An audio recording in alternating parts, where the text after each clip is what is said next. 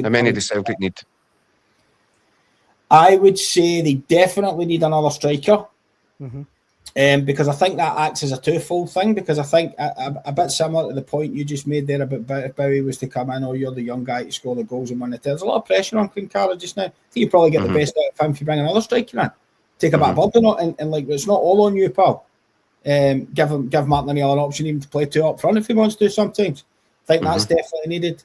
A wide right-sided player is obviously needed. That's been clear for a while. Something is needed in the midfield. I just can't put my finger on what. There is a real imbalance in there, and it's a real puzzler. I think Benjamin Negrin to me has been the biggest puzzle of the entire season because Celtic struggle to score. The front players are not coming up with the goals that they should be. And Negrin's numbers this year, and not just the numbers, the importance of the goals. Yeah. First goal to break the deadlock at Pittodrie, a couple of goals in Europe against Sturm Graz, which turned that campaign, the clinching, the winner at Falkirk. He's come up, the free kick at times, he's come up with some massive goals. Yet, when he plays, I think Celtic look weak from general play. And I just don't think the balance is right in there in the middle of the park. I think Callum McGregor ends up getting overrun. Arnie Engels and Rio Hatate haven't done enough. The first spell of Martin O'Neill's interim period, I thought those two were terrific. It looked like those two were really coming to the boil. And Wilfred Nancy arrived and it all collapsed again for the pair of them. And they haven't yet picked it up again. So I think something might be needed in there.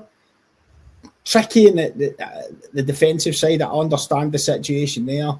Probably one more in there. I think goalkeeper's fine. I think Sinisala's a fine backup to Schmeichel. I think they've got the right back in with a lad they signed from Bournemouth. There's two left backs here, so actually will be back from injury soon.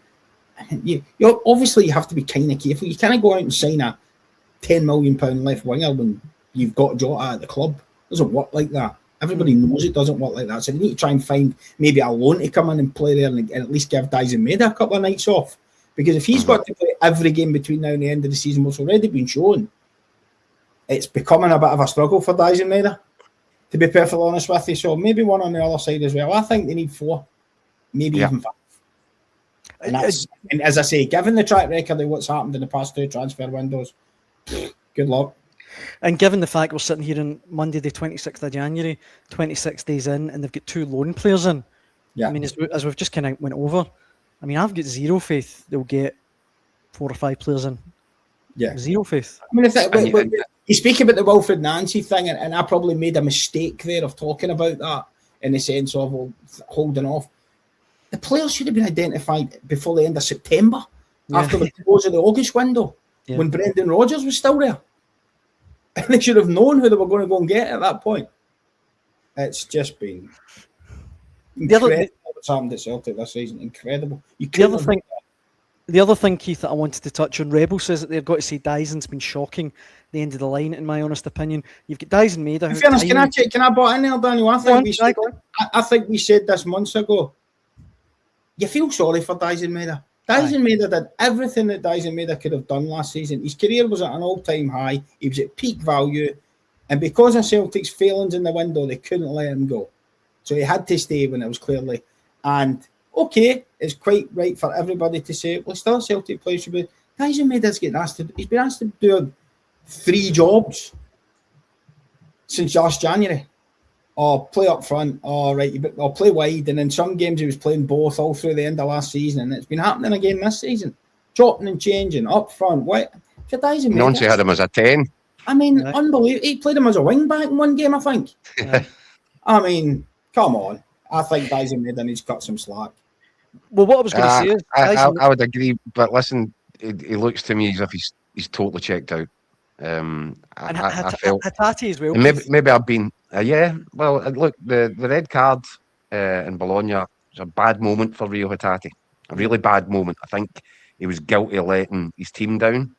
And more importantly than what I think, the fact that Martin O'Neill dropped him onto the bench and left him there at the weekend, despite the fact that his mates had got to do a double shift without him in Italy on the Thursday night.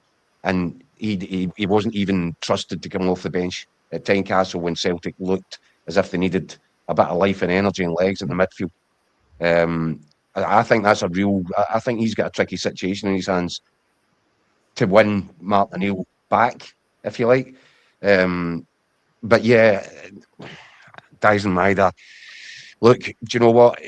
Daizen Maeda, when he's playing his strengths, is just about irresistible, isn't he? You know, if it's grass to run into, down the flanks, ball in front of him, he can be unplayable at times.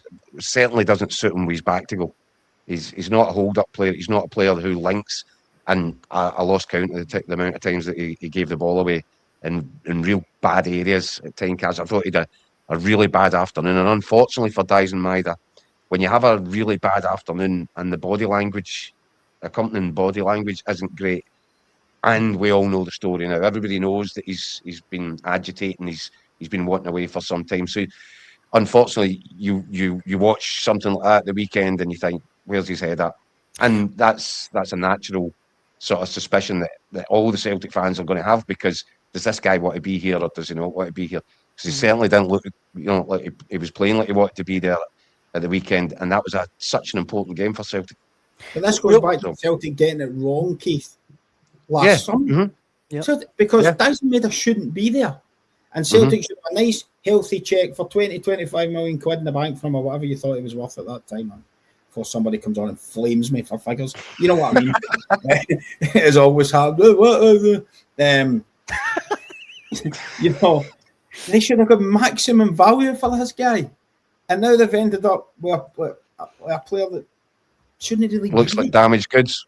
It's just, and so not only is he not playing to the same potential as last year, Celtic are going to get nowhere near the figure they would have got last year, which would have been able to reinvest in the new striker that they're going to get. It's been one mistake after another. And we all know the model. You pitch to a player, you stay for 2-3 years, you get your big move if you play well. Rebel says he's been here 5 years, Craig. We should have let him go last year. Yeah, and if you're an agent, Daniel, you think twice about bringing someone in the future. Aye.